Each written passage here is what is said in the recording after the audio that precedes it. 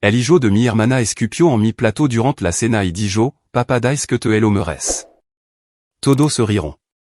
Me levantai en silencio y me fui. Et esa noche, mamá me envió un mensage, no contact más. Mi hermano reaccionó con un pulgar hacia arriba. Respondí, entendido. El pago automático de la hipoteca termina mañana.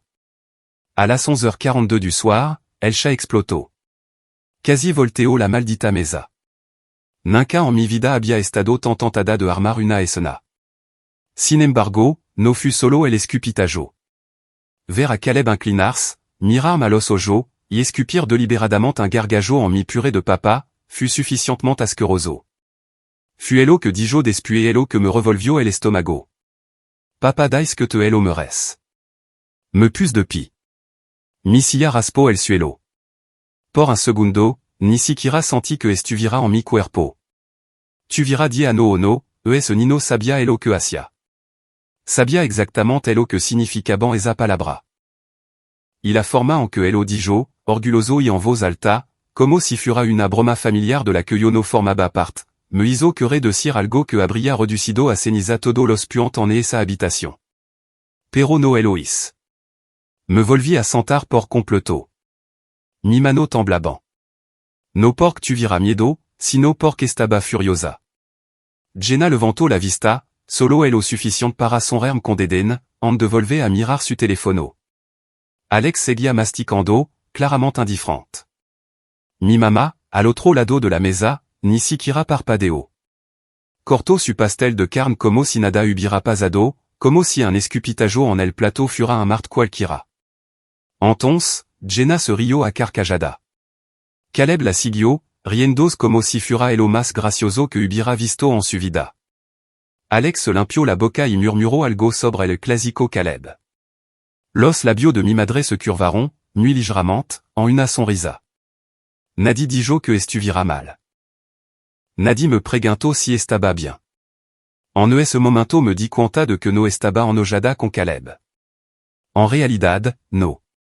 Estaba enojada con elo, por crearlo, por moldearlo a su imagen y semejanza, y por esperar que yo siguiera apareciendo como si nada de esto hubiera ocurrido, como si yo fura la idiota por quedarme calada mientras me trataban como un cajero automático andante, con una dosis de práctica de tiro al blanco emocional. Me pus de pi de nuevo, estava con calma. Tomé mi bolso, de mi zapato junto a la puerta, salí sin decir una palabra, me subí a mi coche, y conduje descalza de regreso a mi apartamento.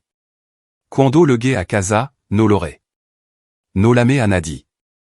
Simplement encendí la tetra y me senté allí, en silencio, procesando todo.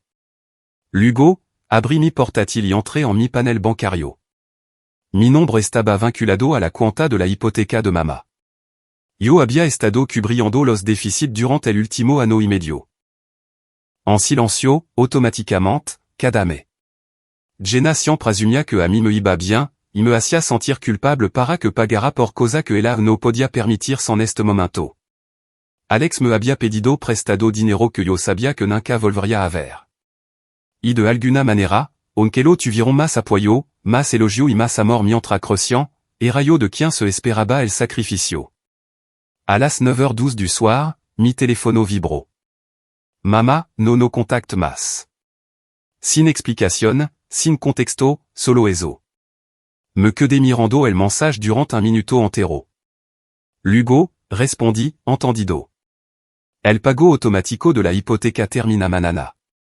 Sis como el chat se quedaba en silencio. Luego, a las 11h42 du soir, explotó. Primero fut Jenna, de que está hablando? Luego Alex, está bromeando, verdad? Después mamá, no sis mezquina, Sara. Y otro mensage de ella, está siendo dramática. Jenna de nuevo, en serio va a ayudar a tu propia madre. Entonces Caleb envió un emoji riendo, luego uno lorando, luego un pulgar hacia abajo, y después Alex otra vez con un pulgar hacia arriba. No respondí. Apagué el teléfono y me fui a la cama. A las 7h03 de la mañana siguiente, llamaron a mi puerta. Era Daniel, mi prima. Sostenía un café en una mano y una bolsa de bagel en la otra. No espero una invitación. Entró, Dejo los bagel en mi en simra, y son rio. Yaera ora, dijo. No dij nada. Solo servi dos taza de café y me sentais front a ella. Tenia razón. Debería haber hecho esto asano. Daniel no pregunto que había pasado cuando entró. Simplement me dio el café y dijo, yaera ora. Nos sentamos en la mesa de mi cocina mientras los bagel se enfriaban entre nosotras. Por un rato, ninguna de las dos dijo mucho. Luego, abrió su portátil, me miró, y dijo, bueno, e hora de hacer limpieza. Lo decía en sentido literal y financiero. Mientras yo tiraba los recuerdos de mi familia la chaqueta que Jenna dejo aquí a ses meses, el control roto de la Nintendo de Caleb que se suponía que yo debía arreglar Daniel revisaba mi cuenta bancaria, los registros de préstamo y la lista de pago automático que no había tocado en ano. HAS estado pagando su factura como una contable a tiempo completo, dijo. Con razón te tratan como a una empleada. Había más de elo que recordaba. Mi nombre todavía estaba asociado al plan de cable de mamá, al dentista de Jenna de hace 2 años, e incluso a la cuenta de Disney Plus de la familia. Todavía estaba pagando la cuenta de Netflix que solo Caleb usaba. Corté todo y cada uno de los lazo. El préstamo del coche de Jenna fut más complicado. Yo había sido confirmant hacia ano, cuando me dijo que necesitaba ayuda solo por ses meses para que se elo aprobaran. Nunca elo refinanció, nunca volvió a mencionarlo. Llamé al prestamista y presenté una solicitud de liberación. Tardaría una semana, pero se haría. Daniel me miró. Te das cuenta de elo importante que esto, verdad? Asentí, pero en realidad no elo sensia. Solo me sensia más ligera. No feliz, simplement no aplastada. En los días siguientes, empecé a notar cuánto más espacio tenía en mi vida. Espacio real. No estaba constantemente revisando mi cuenta. No recibía mensajes pasivo-agresivo sobre dinero, o recado, o puede levar a Caleb a suscita la próxima semana. Tenía silencio, un silencio frío, un móvil y desconocido, y me gustaba. Compré un colchón nuevo, me corté el pelo, y me apunté a una clase de cerámica los jueves por la noche con Daniel. Se sentia raro hacer algo solo porque quería hacerlo, pero estaba aprendiendo. El chagrupal permaneció muerto. Ni un solo mensaje. Esperé, pero no llegó nada hasta 2 semanas y media después, cuando Jenna envió un único mensaje de texto, era un ser humano terrible. Caleb loro cuando se enteró de que no podía ir a su excursión. Espero que eso te haga sentir bien. Sin saludo, sin explicación, sin asumir ninguna responsabilidad. No respondí. Ella continuó con una nota de voz de 48 segundos. En su mayoría eran grito, algo sobre la lealtad, la familia. Se le quebró la voz cuando mencionó a Caleb. Luego, se cortó a mitad de la frase. No la escuché 2 veces. Daniel me dijo que la bloqueara. No Eloís. Todavía no. Una parte de mi quería ver hasta donde llegarían, como era la desesperación cuando se acaba el derecho a todo. Un día después, Daniel me envió una captura de pantalla de una publicación que Jenna había hecho en Facebook. Era una campaña de GoFundMe titulada, Ayuda a Caleb a superar un ano difícil. La photo era de Caleb, sonriendo con una mochila puesta. La descripción era vaga, algo sobre almuerzo impagado, factura médica repentina, y como cierto miembro de la familia le eligieron marcharse. Tenía una donación, $10 de nuestra madre. Esa parte me dolió. Daniel me la envió sin ningún comentario. Simplement la miré fijamente. No doné. No pregunté para qué eran las facturas médicas. No compartí la publicación, pero algo cambió dentro de mí. No me sentia culpable, estaba alerta. Algo más estaba pasando. Jenna nunca me había mencionado nada sobre que Caleb estuviera enfermo o necesitara tratamiento. Y ahora estaba pidiendo ayuda a extraño para una excursión? Había algo más. Daniel se dio cuenta de que estaba mirando la pantalla y dijo, no le debes nada, ¿sab? Asentí, pero seguí pensando en la palabra médica. Porque si algo real me lo hubiera pasado a Caleb, nunca lo admitirían. No hasta que se les acabaran las opciones. Passo otra semana de silencio, y por una vez, no la pase esperando su próximo movimiento.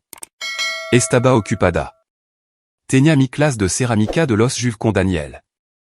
Me uní a un club de lectura de fin de semana en la biblioteca del centro, y finalement empecé a dormir toda la noche. Un sueño profundo ininterrumpido. No más despertarme a las 2 de la madrugada para comprobar si Jenna me había enviado un mensage pidiendo otro pequeño favor. Empezaba a creer que estaba podrían haber sido de verdad. Pero nunca dura, verdad? Era Juve. Acababa de salir de clase y caminaba hacia mi coche, con un latte de vainilla, cuando mi teléfono vibró en el bolsillo de mi abrigo. Numéro desconocido, sin besoin de voz. No contesté. Ni un minuto después, apareció un mensage. Era Jenna. C'est que me odia. Tien todo el derecho. Pero Caleb está enfermo. Es grave. Necesita cirugía.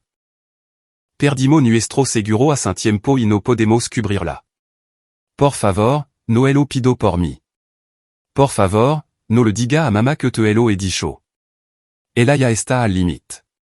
Solo pido ayuda para él. Me quedé allí en el aparcamiento, apoyada en la puerta del conductor, leyéndolo una y otra vez. Mi primer instinto fut borrarlo e irme a casa. Ni siquiera había dicho para que era la cirugía. No dijo el siento. Simplement fut directa al grano, asumiendo que yo seguiría siendo la que limpiara su desastre. Se lo enseñé a Daniel y esa noche. Va a ayudar, verdad, preguntó. No dije nada. Ella ya sabía la respuesta. No se trataba de Jenna. Se trataba del Nino. A pesar de todas las cosas horribles que me había hecho y dicho, tenía Diano. Era un reflejo de quien lo había criado, y de quien le había dejado pensar que escupir en la comida de alguien era gracioso. Revisé mi finanza de nuevo. Había logrado ahorrar un poco d'est que le corté el grifo. No mucho, pero suficiente. Islos calculó, miré las facturas que venían, y me hizo una pregunta, perdería el sueño si no lo hiciera? Le respondí a Jenna, pagaré el 40%. Ni más, ni menos. Va directamente al hospital. No a ti. No respondió de inmediato. Pas a rentrer hora. Ya estaba en la cama cuando finalmente respondió. En serio? Luego otro, gracia. Lo digo en serio. Gracia. A la manana siguiente, llamé a la clínica que había mencionado en el mensaje. Pedí hablar con el departamento de facturación. Al principio no le dije quién era, solo pregunté cuál era el proceso para contribuir a la cirugía de un paciente. Me lo explicaron. Caleb estaba en la programación, ici, necesitaba un pago parcial para la semana siguiente para mantener la fecha. Pagué exactamente el 40%. Recibí un recibo, y colgué. 3 horas después, sonó mi teléfono. El nombre de mi mamá illuminó la pantalla. No contesté. Dejó un mensage de voz. E guado lo que HS hecho por Caleb. Solo. Quería darte las gracias. Supongo que me equivoqué en alguna cosa. Eso fut todo. No fut una disculpa, pero casi. Lo más cerca que probablemente le garía a estarlo. No devolví la lamada. Todavía no. Los días siguientes volvieron a ser tranquilo, pero no de la manera fría y castigadora de antes. Era más como si algo se estuviera asentando. Luego, el sábado por la tarde, llegué a casa y encontré un paquete en mi puerta. Sin remitente, solo mi nombre escrito cuidadosamente con un marcador negro. Dentro había una caja de carton llena de viejo album de fotos. No impresión digital, photo real, alguna amarillenta por los bordes. Las hogué lentamente, sentada en el suelo con las piernas cruzadas. Foto mías en la escuela primaria, manana de Navidad, mi primera bicicleta, mi séptimo cumpleaños. Jenna estaba en casi toda. Pareciamo feliz. Pareciamo extraña. Entre dos albums había un trozo de papel de cuaderno doblado. Escrito a mano, no te merecía como te tratamos. Me equivoqué. Nos equivocamos. Lo siento. Sin nombre, pero reconocí la letra. parte de Mama, parte de Jenna. Me que des Mirando la nota durant mucho tiempo. No estaba segura de hello que se suponia que debía sentir. Alivio, validation, paz. No era nada de eso, pero era algo, un comienzo. Durant un tiempo, no toqué la caja de photo. La délice en el stand del armario del pasillo, como si pudiera empezar a gotear si la de jaba a la vista. La nota permaneció doblada dentro de un libro que ya no estaba leyendo. No estaba lista para revolver viejo recuerdo o disculpa inacabada, no cuando todavía no sabía si algo de aquello era real. Luego pasaron 2 semanas sin una palabra. Y justo cuando empezaba a pensar que la historia había terminado, recibí un mensaje de mi madre, Cena, el domingo, solo nosotras. Por favor, ven. Daniel sospechó de inmediato. Va a cocinar o atender una emboscada. No lo sabía, pero fui. No porque confiara en ella, sino porque necesitaba ver por mí misma si algo había cambiado real. No se lo dije a Daniel hasta que ya estaba aparcada frente a la casa. Amenazó con venir a rescatarme si no le enviaba un mensaje cada hora. Estaba todo en calma cuando me acerqué. La luz del Porsche estaba encendida, no se oía un grito dentro, ni la televisión a todo volumen. Por un momento, pensé que podría haberse olvidado de que me había invitado, hasta que olí algo que no había olido en ano. Tarta de manzana. Casra. Entré y allí estaba ella en la cocina, con el delantal puesto, los ojo rojo. Algo se estaba quemando. No la tarta, otra cosa. Seguí el olor ici una copa de vino rota cerca del fregadero, controzo esparcido por el suelo y la encimra. Tenía la mano envuelta en una toalla manchada de oscuro. Intentó actuar como si no fuera nada, dijo que se le había quedado anti se había olvidado de limpiarlo. Lo limpié por ella. Le enjuagué el corte, y le vendé la mano. No hablamos mucho. No en ese momento. Finalement se sentó a la mesa de la cocina mientras yo terminaba de servir la comida. Pastel de carne, judia verde. Nada elegante, pero familiar. Cuando empezamos a comer, no dijo nada sobre Jenna. Nada sobre Caleb. Ni siquiera sobre el dinero. Solo me hizo una pregunta, feliz.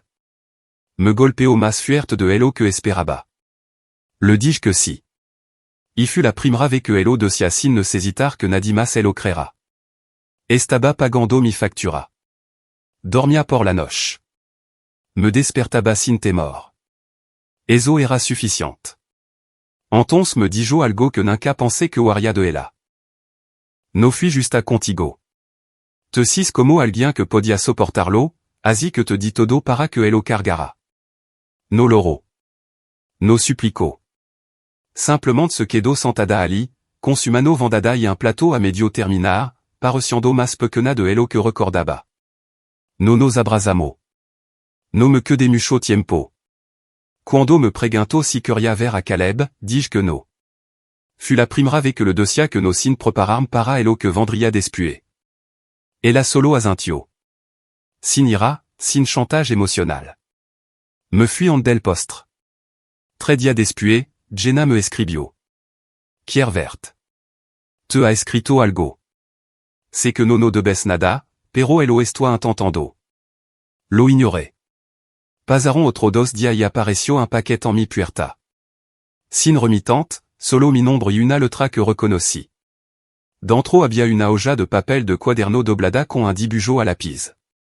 Caleb y yo en un banco del parque. Yo parecía una patata con pelo, pero era claramente yo. De bajo, con letra gruesa y desordenada, siento haber sido malo. Gracias por ayudarme a no morir. Con cariño, Caleb. Me senté en el suelo durant mucho tiempo, sosteniendo ese trozo de papel. Era ridículo. Era perfecto. Esa noche, escribí una nota corta y la envié por correo. Gracias por tu dibujo. Me alegro de que esté bien. Sin emoticono sonriente, sin promesa, solo la verdad. 3 días después, llamaron a mi puerta. Era Jenna. No la había visto en persona desde la noche en que Caleb escupió en mi comida. Se veía completamente diferente. Sin maquillage, el pelo recogido en una colta suelta. No leva balas bota de diceno que solia presumir. Y por primera vez en ano, su mano estaban vacía, excepto por una cosa, su anillo de boda. No dije nada, solo abrí la puerta mosquitra y esperé. Lo sostuvo entre su dedo. Lo voix avandé. Debería haberlo hecho hace mucho tiempo. Necesito dejar de fingir que elo tango todo bajo control. No es así. Trago saliva, y Hugo me miró. Ande de hacerlo, solo necesitaba decirlo. Lo siento, Sarah, por todo. Por como te traté, por Caleb, por cada vez que dejé que mamá también lo hiciera. No dije nada de inmediato. No era necesario. Luego anadio, y esto me pilló por sorpresa, habla con mamá. Está pensando en vender la casa, mudarse más cerca de ti. Dais que quiere empezar de nuevo. Parpadé. Eso no era parte del plan, no era parte de ninguna versión de esta historia que yo hubiera imaginado. Metió la mano en el bolsillo y me entregó un sobre pequeño. Dentro había un cheque. No era por todo elo que yo había pagado a elo largo de los años, pero era algo, cuatro cifras, suficiente para que se me cortara la respiración. Et de parte de las do, dijo. Luego se dio la vuelta y caminó de regreso al coche, donde Caleb estaba sentado en el asiento trasero, mirandome en silencio. Me saludó con la mano. Le devolví el saludo. Me quedé en la puerta mucho después de que se fueran. El saludo de Caleb se quedó conmigo. No fut exagerado ni dramático, solo un pequeño gesto, como si él lo dijera en serio. Como si ahora entendiera algo que no entendía. Quizá sí. O quizá solo era un nino tratando de empezar de nuevo de la única manera que conocía. Volví a entrar y me quedé mirando el cheque. No era una cantidad enorme, no en comparación con todo elo que había cubierto para elo a elo largo de los años. Pero tampoco era pequeña. Más que suficiente para decir elo recordamo. Suficiente para decir sabemos elo que te quitamo. Lo dejé en la encimera y no elo toqué en toda la noche. Daniel vino una hora después. No esperó a que lo explicara, simplement dejó su l'avant el cuenco junto a la puerta, se quitó los zapatos, y me entregó una botella de vino como si ya hubiéramos empezado la conversación. Parece que un ex te acaba de pedir matrimonio, dijo, abriendo el congelador. No e pizza congelada. Me reí. Fut la primera vez que me reía en dia. Hablamos, no solo de Jenna o mi mamá, sino de mí, de las cosas que quería hacer. Daniel me dijo que había una vacante en su empresa, administrativa, horario flexible, beneficio real. Ni siquiera dudé cuando dije que elo pensaría. Eso solía ser un gran paso para mí. Ant, mi cerebro inmediatamente imaginaba todas las formas en que cuidar de otra persona se interpondría, pero ya no había nadie más, solo yo, y la idea de eso ya no me asustaba. Uno día después, mamá me volvió a escribir. Era una foto. Una pequeña casa de una planta con la pintura desconchada, un buson torcido, y un columpio en el jardín. Pensando en comprar esto, escribió. A 10 minutos de ti. Eso me pilló desprevenida. No se sintió como presión. Se sintió como una posibilidad, como si estuviera diciendo, quiero estar cerca, pero no te estoy pidiendo nada. No respondí de inmediato. Solo me quedé mirando la foto. Una casita destartalada que parecía estar esperando que alguien la cuidara. De una manera extraña, me recordaba a ella. 2 días después de eso, llegué a casa de la clase de cerámica y hice un sobre de bajo de mi puerta. Sin nombre, sin celo, solo mi nombre de pila escrito a lápiz. Un poco irregular. Ya sabía de quién era. Dentro había una tarjeta doblada con oso de dibujo animado en la portada. Del tipo que compra en una gasolinera cuando tiene prisa. Dentro, con letra de Nino, hola Sara. Ya me siento mejor. Mamá dice que puedo visitar psiquiatra. Siento haber sido malo. Espero que te guste tu trabajo y tu nuevo corte de pelo. Con cariño, Caleb. Me quedé helada. No le había contado a nadie sobre el trabajo ni el corte de pelo. No había publicado nada en internet. Eso significaba que Jenna se lo había contado. Eso significaba que estaba hablando de mí. No con amargura, no con burla, sino como alguien a quien valía la pena conocer, a quien valía la pena respetar. Eso se sintió extraño. No loré. No me reí. Simplement me senté en la mesa de la cocina y miré la tarjeta. A la manana siguiente, abrí mi portátil y miré la solicitud que Daniel me había enviado. La relné, y le di a enviar. Luego, abrí una nueva pestana y le escribí a Caleb una breve respuesta a través de su correo electrónico de la escuela, Noël de Jenna. Hola, Caleb. Gracias por tu tarjeta. Me alegro de que te sienta mejor. Todavía estoy decidiendo sobre las visitas, pero me gustaría escribir a veces. Por mí está bien si a ti te parece bien. 2 días después, lego otro sobre, est más grueso. Dentro había otro dibujo. Yo, Caleb, y Daniel sentado en una mesa cubierta de pequeña y desordenada vasija de barro. Su atención al detalle era ridícula. Incluso había dibujado el azatorcida de mi prime intento. Debajo, en crayon rojo, alguien dia. Esa palabra me golpeó más fuerte de lo que esperaba. No escribió o puedo ir a tu casa, o podemos quedar? Simplement me dio espacio. Alguien dia.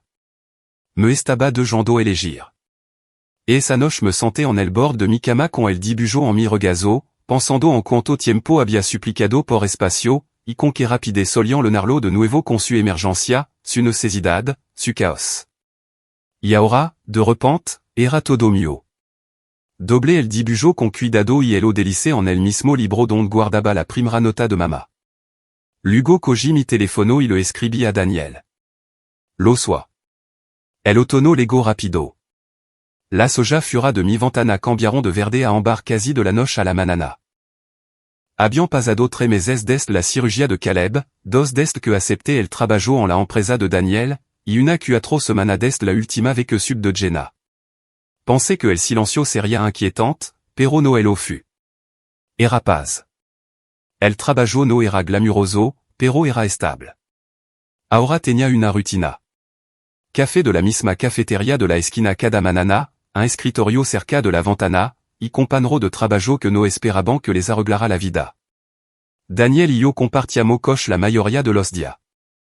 Nunca lo dijo, pero me daba cuenta de que le gustaba tenerme cerca. A mí también me gustaba. Una tranquila tarde de juve, mi teléfono vibró. Era mamá. Había comprado la casa. El mensaje era simple, Lois. La firma fut bien. Me mudó en 2 semanas. No tiene que ayudar, pero me gustaría cocinar para ti una vez que esté instalada. Me quedé mirando el mensaje durante mucho tiempo. Luego respondí, una cena. E a lo único que accedo. Uno día después, llegó otra carta. Esta no era de Caleb. Era de Jenna. Escrita a máquina, firmada. Sin dibujo, sin puya pasivo agresiva escondida entre líneas, solo una página completa de claridad. Hablaba de la vergüenza, de ver a Caleb casi morir y darse cuenta de que la única persona que dio un paso al front no fue ella, ni Alex, ni siquiera mamá, sino yo. Dijo que me había odiado, no porque yo fuera cruel, sino porque seguía siendo amable, y eso lo hizo ver quien no era ella. Escribió, sé que no te debo nada. Solo necesitaba decir esto antes de dejar de esperar nada a cambio. No respondí, pero guardé la carta. Luego, justo antes de la mudanza de mamá, recibí otro mensaje de Caleb. Hola Sara. Mamá dice que puedo invitarte a algo. Vamos a tener una cena familiar. Una de verdad. Sin grito, sin pastel de carne raro. Mamá dijo que incluso usará los platos buenos. Puede decir que no, pero espero que no lo haga. Las palabras una de verdad se quedaron conmigo. Daniel levantó una ceja cuando se lo conté. Confía en que no implosionó? No pero confío en mí misma para irme si lo hacen. Así que fui. Fui extraño desde el principio. Mamá abrió la puerta y de hecho me abrazó. No fue algo frío y forzado, sino un abrazo torpe y real que decía, lo estoy intentando. Dentro, Jenna ya estaba en la mesa ayudando a servir la comida. Comida de verdad, no comida para levar en una bandeja o una pizza congelada. Polo asado, ensalada, verdura de verdad que no habían salido de una lata. Y Caleb, Corio assiami me entrego una servilta doblada en format de triangulo. Teis una tarjeta con tu nombre, dit Joe. Pon tu nombre y todo. Me senté esperando tension, esperando el sarcasmo, que alguien estalara, que volviran los viejos ritmo, pero no lo hicieron. Hablamos de cosa normal. Le pregunté a Caleb por la escuela. Me dijo que ahora le gustaba el arte. Jenna mencionó que estaba haciendo entrevista en una biblioteca local, solo a tiempo parcial, pero estable. Mama dijo que estaba probando un grupo de caminata para gente que se olvidó de cómo tener amigo. Al final de la comida, Jenna me entregó una pequeña caja. No estaba envuelta, solo cerrada con cinta adhesiva. La abrí lentamente. Dentro estaba la vieja foto familiar que siempre me había encantado, la de todo nosotros en el lago cuando éramos niños. Yo estaba sosteniendo a Caleb en el fondo, aunque ni siquiera había nacido todavía. Mama dijo que era la única copia. Quería que la tuviera. Había algo más en la caja. Una lave de la casa nueva, por si alguna vez quiere pasart, dijo mama. Oirt. Sin atadura. Solo. También etuya, si quiere que él aussi. No dije nada durant mucho tiempo, pero me quedé para el café, para la tarta, para un momento que por fin, se sintió como una familia. Y quizá, después de todo, ese fut el verdadero final. No uno perfecto, solo uno posible.